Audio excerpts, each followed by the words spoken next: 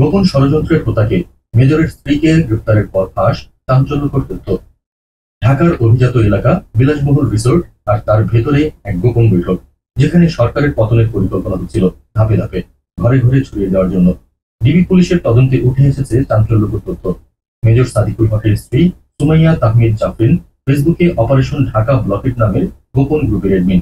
সেখান থেকেই তৈরি হতো বিশেষ কোড, ডাটা এন্ট্রি আর যোগাযোগের নেটওয়ার্ক।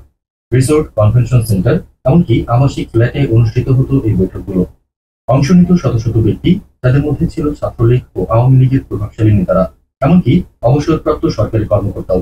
পরিকল্পনা ছিল এক নির্দেশে ঢাকায় ঢুকে দখল করা হবে শাহবাগ মোড়, তৈরি করা হবে ভয় বিশৃঙ্খলা, আর ফেরানো হবে শেখ হাসিনাকে। এখন প্রশ্ন, তাদের ছায়ায় এত বড় নেটওয়ার্ক চলছিল, আর কত নাম ফাঁস হবে? ডিবির হাতে এখন রয়েছে 28 জন গ্রেপ্তারকৃত। তবে এর পেছনের আসল শক্তি তা কি আদৌ প্রকাশ পাবে?